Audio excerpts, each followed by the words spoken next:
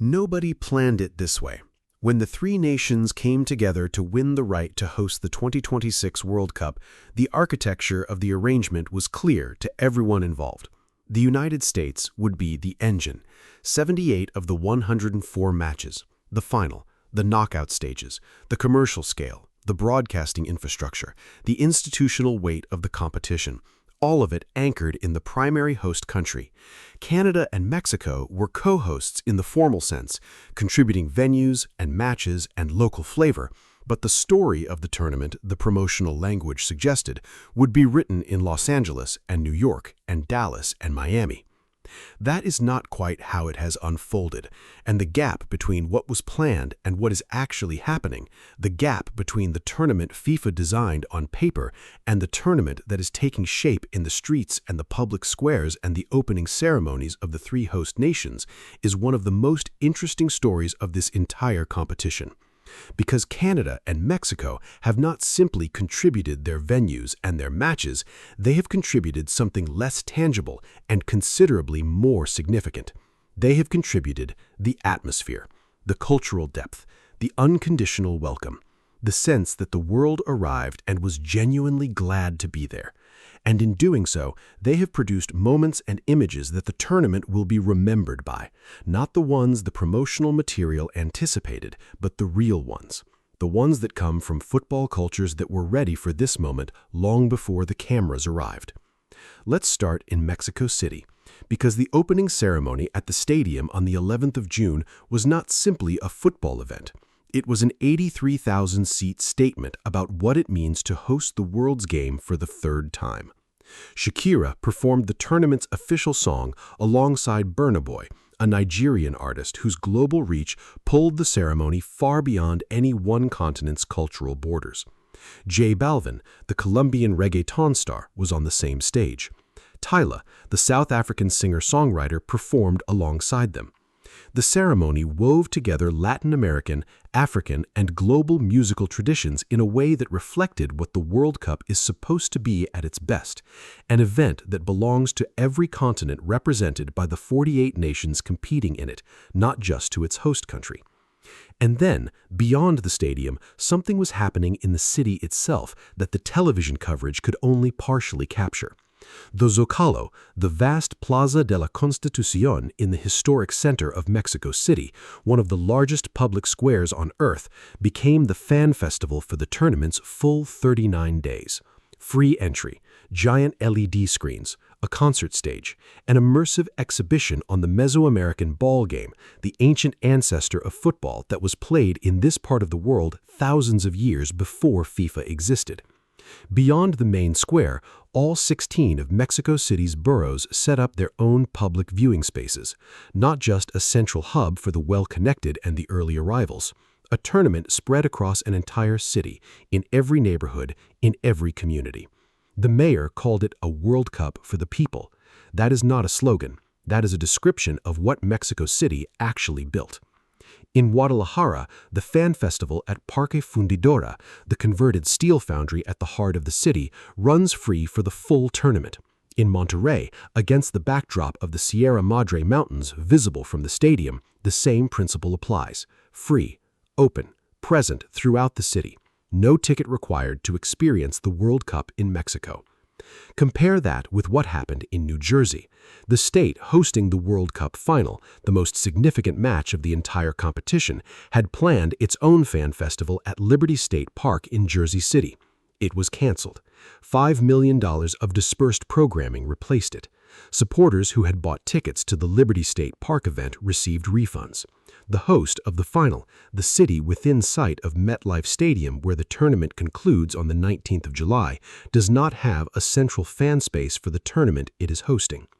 Now go north, because Canada's contribution to this tournament has a different quality from Mexico's, less rooted in deep football history, but carrying its own kind of significance. Michael Bublé and Alanis Morissette performed at the opening ceremony in Toronto ahead of Canada's first match. Two artists whose names carry genuine global recognition, chosen specifically because they are from the country that is hosting football at this level for the first time. The choice was deliberate, and it landed. This is what it feels like when a host country puts its own culture genuinely at the center of the occasion, rather than staging a generic international entertainment spectacle. Toronto hosted the first men's World Cup match ever played in Canadian soil. That is not a minor sporting footnote. This is a country whose men's team has appeared at 3 World Cups across its entire history. A country whose football culture has been growing quietly and seriously for 2 decades, driven by a generation of players good enough to compete at European club level, by multicultural communities in its major cities for whom football has always been the sport, by a professional league that has expanded its footprint and its quality. All of that arrived at its moment in Toronto on the 12th of June, and the crowd that filled BMO Field for that match, the Canadians, the Bosnian diaspora communities, the supporters from dozens of countries who had gathered in one of the world's most genuinely multicultural cities, was not a manufactured audience. It was a real one, built from people who actually live there and actually care. Vancouver added its own dimension, a stadium that sits between downtown skyscrapers with mountains visible in the distance, a backdrop that no promotional graphic could improve on. Canada play their group stage matches in both cities, which means the crowd for those games is genuinely home support, not incidental attendance from passing tourists, people who have been waiting for this. And the fan festival programming in both Canadian cities has been built around the diversity that is actually there, reflecting the football communities of every participating nation, not just the host country's own supporters. Here's the interesting part. The United States had a pre-tournament test of its own a week before the competition began. England played a warm-up match in Tampa, a stadium holding nearly 70,000 people, one of the world's most widely followed football nations. The crowd was 13,000, more than 50,000 empty seats. For context, Wembley in London had filled 80,000 for England's friendly matches earlier in the year. The tournament came to North America, and England's supporters, the ones for whom the cost and logistics and travel anxiety had all been calculated, largely decided to wait and see. That image, 50,000 empty seats in Tampa the week before the World Cup opened, set against the Zocalo in Mexico City filling with tens of thousands of supporters each morning from the first day of the tournament, is the contrast that captures what has happened between the 3 co-hosts. Not because the United States has failed in every dimension.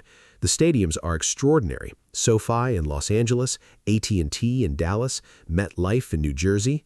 These are among the great sporting venues anywhere in the world. The football will be played in them, and the moments will arrive.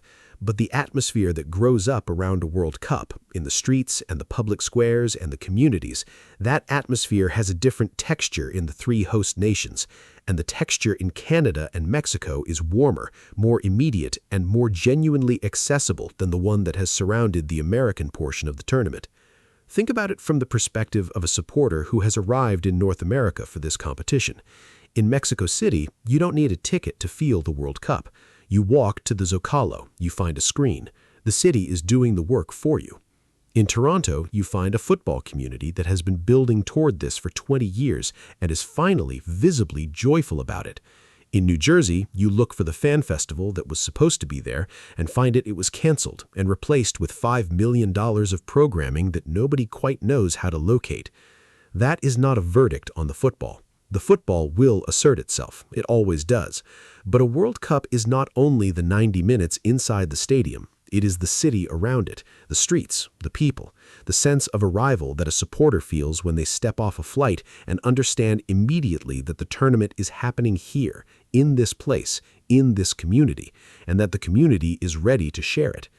That feeling has been most consistently present in the 2 smaller co-hosts, and the tournament, as a result, has a different center of gravity from the one anyone planned for. Canada and Mexico didn't take the World Cup from anyone. They simply showed up for it completely, and in doing so, they reminded everyone watching what a host country's job actually is, not to build the biggest stadium or negotiate the largest broadcast deal, but to open the door and mean it.